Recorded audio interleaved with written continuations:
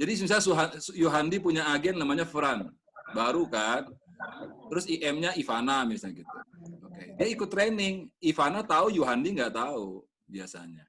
Sorry, ini kenyataan yang saya ngomong ya Pak Yohandi ya, bukan saya merasa paling benar enggak. Yeah.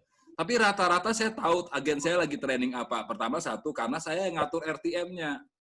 Saya tukang kompor Pak sama RTM. Biasanya RTM Surabaya itu bahan-bahan yang mau di-sharing ke saya dulu. Misalnya bulan Mei, mereka mau sharing apa, mereka kasih tahu ke Pak Fran, saya mau sharing dengan timnya Pak Fran, bahannya ini. Saya minta bahannya, saya pelajarin. Jadi ketika mereka buka training, saya sudah tahu. Nanti ketika selesai training, saya telepon nih biasanya. Pak Yohandi, gimana tadi ikut trainingnya Bu Forita?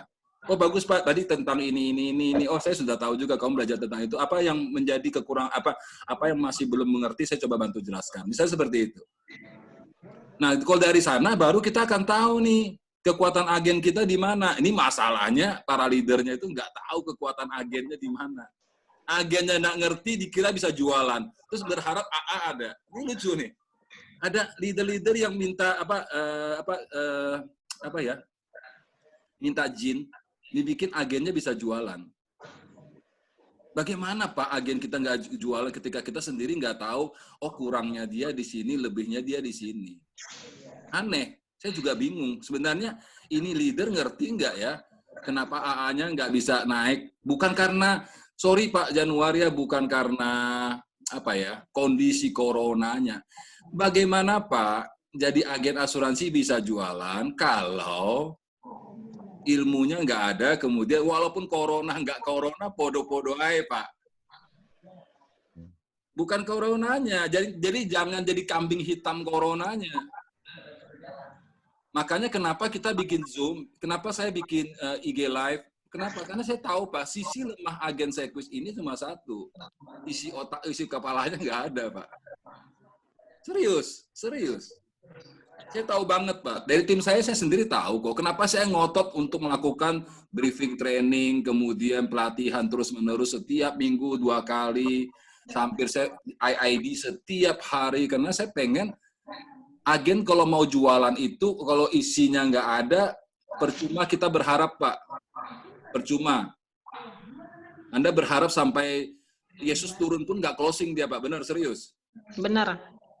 Benar, Yesus turun pun nggak closing dia, karena Yesus juga nggak mau bantu dia, karena dia nggak ada isinya, gitu loh. Itu yang menurut saya, tapi ketika kita berusaha ngisi dia, kemudian dia berusaha prospek, nah Tuhan Yesus akan merasa tersentuh, nah dikasih nasabah gitu loh Pak. Pasti gitu kan? Ngapain kita percaya Tuhan, ya kan? Saya bilang sama teman-teman saya, yang seiman. Saya bilang paling gampang tuh closing. Bikin Tuhan sampai terharu melihat usahamu. Wow. Iya. Kalau Tuhan terharu lihat usahamu, aduh Tuhan itu mah baik lah. Ya.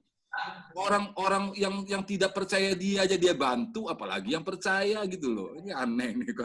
Kita beriman, tapi kita nggak percaya Tuhan bantu. Sedangkan orang yang tidak beriman, kayak yang tentara Romawi yang minta dia sembuhkan itu apa? Bukan kepala hambanya ya, rumah tangganya.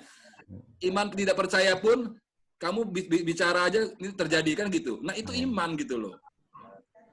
Ini aneh. Ini jadi pendeta saya Pak hari ini Pak.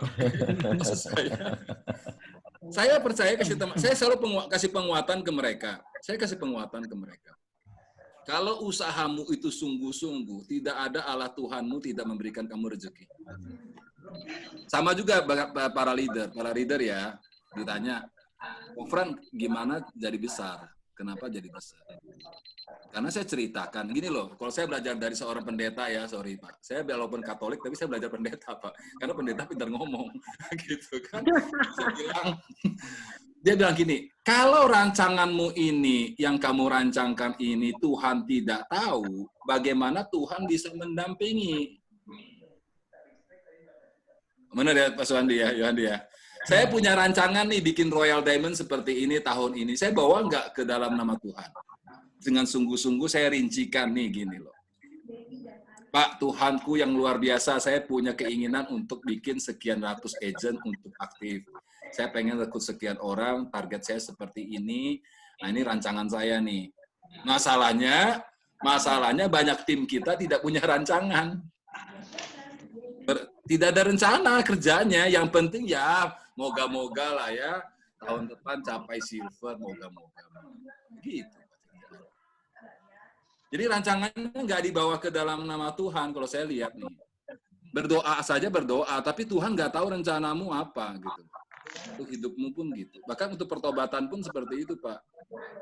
Jadi kadang-kadang saya bilang, ya mungkin saja karena saya dekat sama bosku tuh yang di atas tuh, jadi aku ya lebih gampang. Kayak kemarin contoh. Kita di awal start April kan setengah mati, Pak. Karena angkanya sangat lambat. Mau closing pun susah banget ya kan. Sampai di tanggal 20 April itu angka saya masih kurang lebih ya Pak ya. 20 April itu sekitar 700 juta, mati saya.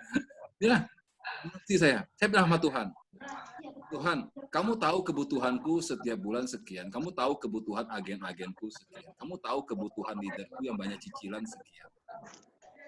Aku nggak bisa bantu 100% dari tenagaku. Aku pengen agenku semua dapat uang seperti Pak Yohandi bilang. Aku akan mati-matian setiap hari ke kantor. Aku akan IID mereka. Aku akan FOD mereka by online. Oke? Sampai mereka dapat penghasilan. Tapi semua itu dalam rancanganmu. Akhir tahun, akhir bulan kita 2,4 lebih, hampir 2,5 miliar. Puji Tuhan gitu loh. Ya, maksudnya gitu loh. Tapi kita jangan ngomong aja Pak Yohandi, misalnya sorry ya, saya pengen nih Pak agen-agen saya bisa produksi gini. You talk only. Apa yang kamu lakukan? Apakah kamu sudah telepon agenmu? Kamu sudah I don't know ya, sorry aku marahin leader, bukan nggak marahin Pak ya, kasih masukan. Maksudnya marahin aja Pak. Hajar. Enggak, maksudnya saya ada komunikasi yang baik antara leader waktu dia telepon agennya, itu bagaimana komunikasinya.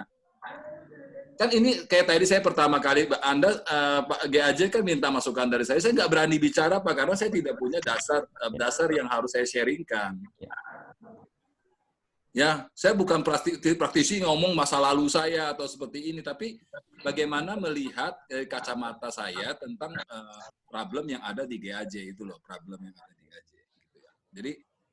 Jadi rata-rata yang terjadi adalah kedekatan antara agen, artinya gini loh, si agen itu tidak mengerti visi misi dan maunya leader, dan leader tidak tahu tentang apa-apa tentang agennya. Misalnya agen ini nggak aktif, kenapa ya nggak aktif? Dia tuh malas Pak, dia asumsi langsung. Dia berasumsi. Tanpa dia tanya loh, ini orang ini orang ini kok, ini tidak komitmen kok. Oh kok orang ini kok, dia tuh